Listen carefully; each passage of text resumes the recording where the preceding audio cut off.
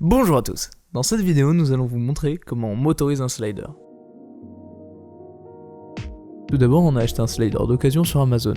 On pourrait fabriquer un slider nous-mêmes, mais comme vous pouvez le voir, ce slider qu'on vient d'acheter a la particularité d'avoir une très belle finition et de très bons matériaux comme des rails de slide en fibre de carbone. Le seul défaut qu'a le slider d'occasion par rapport à un slider neuf, c'est les petites rayures sur la tête, et de toutes les façons on ne la réutilisera pas, donc pas de problème. Vous pouvez utiliser le moteur d'une imprimante, mais le mieux sera d'utiliser un moteur pas à pas spécialisé de modèle NEMA 17. Enfin, c'est celui qu'on a utilisé nous. Sachez que le moteur NEMA 17 mettra moins d'à-coups que le moteur d'imprimante, car comportant plus de pas. Pour alimenter notre slider, on va utiliser des batteries NPF. C'est la batterie la plus utilisée pour les moniteurs ou les panneaux LED. Ainsi, on n'aura qu'une batterie pour tous nos objets. Afin de la faire alimenter notre slider, on va utiliser un chargeur qu'on va démonter et dont on va récupérer la plaque. Notre slider comporte deux modes, un mode travelling et un mode timelapse. Sur le mode timelapse, il y a deux potentiomètres. Un qui permet de régler finement la vitesse et l'autre qui permet de la régler en gros. Sur le mode travelling, on peut choisir entre gauche et droite à des vitesses toujours variables. Pour basculer entre ces deux modes, on utilise un interrupteur, tout ce qui est le plus classique. Si on veut utiliser batterie NPF pour alimenter notre circuit, il faut utiliser un booster converter et le régler de 7 à 12 volts. On l'utilise alors pour alimenter le driver et l'Arduino. Pour toute la partie électronique, voici le schéma final.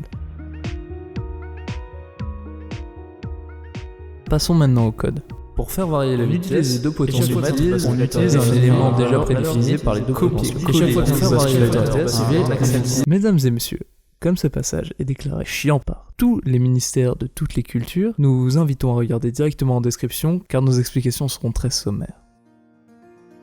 On a soudé tous les composants, mais comme le code c'est un peu énervant et ça rend pas bien en vidéo, alors on va le passer en accéléré, mais voici le schéma. On utilise du câble de récupération pour connecter les switches d'un côté à l'autre du slider. On démonte le tout puis on fait passer les câbles grâce à du fil de fer.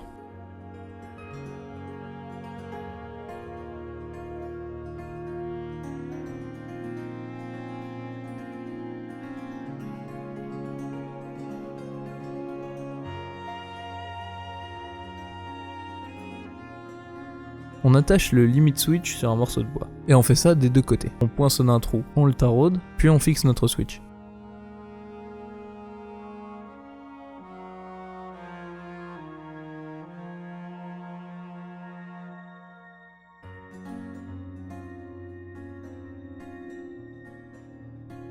On fait un peu de soudure, puis on cache le tout dans du gaffeur.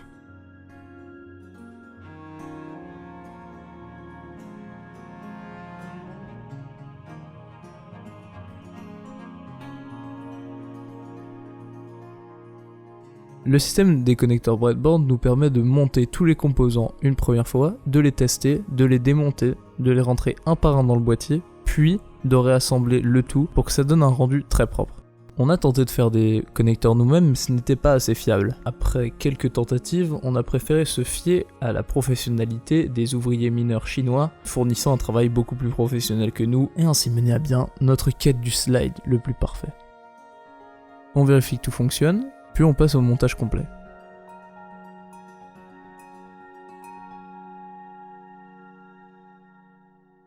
On utilise une boîte en aluminium pour contenir tous nos composants. C'est des options qu'on vous laisse libres, mais on vous conseille le métal, c'est plus solide que le bois ou le plastique, et c'est plus esthétique. Maintenant, on va devoir mettre tout ça dans notre boîte. Notre bras de moteur ne rentrait pas dans le boîtier en métal qu'on avait prévu d'utiliser. Du coup, on a dû le couper. Maintenant, il rentrait parfaitement. On prépare donc nos trous dans le boîtier. Le moteur vibre et fait du bruit sur une surface creuse ou en métal. Pour minimiser ces vibrations, on va utiliser un amortisseur. On monte le tout grâce à de grosses vis. On trace et on perce.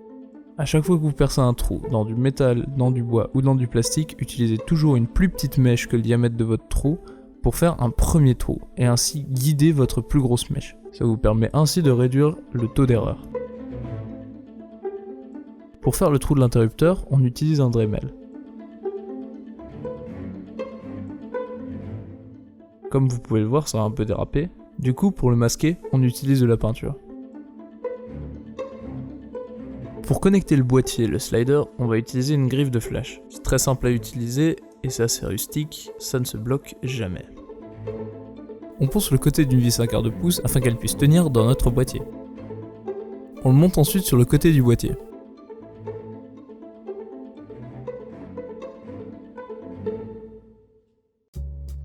On connecte tous les connecteurs des switches ensemble et ainsi faire un seul connecteur qui va venir connecter le boîtier et les switches.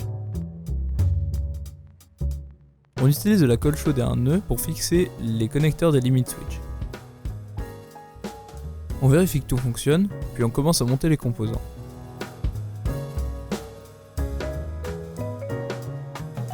On a utilisé ce genre de petits arceaux pour tenir la diode dans son trou. Une fois qu'on a tout vérifié, on monte tous les composants sur le boîtier. Et on utilise bien sûr de la gaine thermo.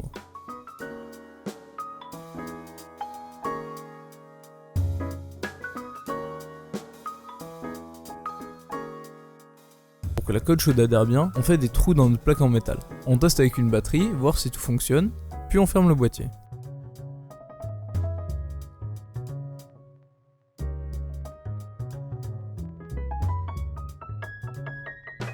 Vu qu'on utilise des connecteurs breadboard, c'est beaucoup plus facile d'entrer les composants un à un dans le boîtier. Tout de même, on vous conseille d'isoler les composants car tous les points de soudure sont conducteurs et peuvent griller votre circuit. N'oubliez pas que ce sont que des pièces fragiles, du coup, soyez soigneux.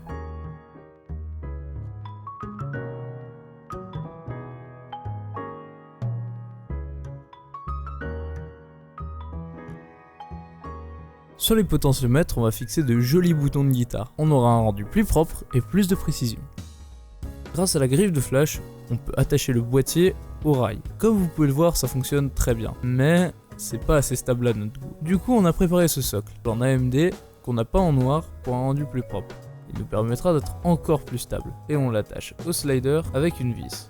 On utilise une vis de caméra, ainsi on pourra démonter notre rig sans avoir besoin d'outils spécialisés. On rajoute des petits tampons en dessous et on monte enfin notre boîtier. Comme vous pouvez le voir, c'est beaucoup plus stable.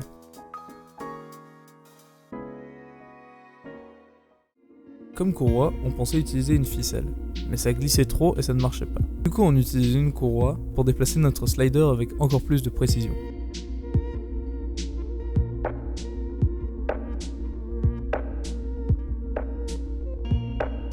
Pour le monter au chariot, on utilise un adaptateur mâle-mâle 1/4 pouce et un capuchon en plastique. On coupe le capuchon à plat et on y visse les deux extrémités de la courroie. Pour l'autre côté, on utilise une vis, quelques rondelles et quelques boulons pour créer une glissière. Voilà ce que ça donne.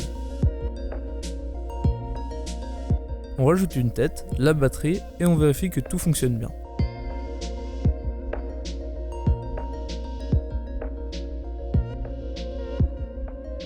Le seul souci qu'on aura vraiment avec ce slider, c'est qu'il sera toujours un peu déséquilibré à cause du boîtier. Du coup, il faudrait rajouter soit un contrepoids, soit un support. Mais comme ça, il fonctionne déjà très bien. Cependant, on peut l'utiliser sur un gros trépied ou le poser sur une table. Il sera totalement stable. Avec une bonne tête fixée dessus, un trépied classique permet de faire des plans relativement fluides. Cependant, avec un slider, on peut faire un mouvement totalement linéaire et ainsi accéder à de nouvelles options de prise de vue.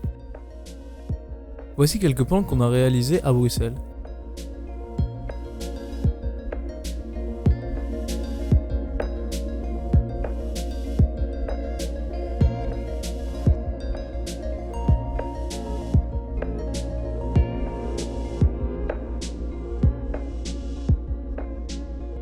J'espère que ce vidéogramme vous aura plu et on se retrouve très prochainement sur la chaîne. Ciao!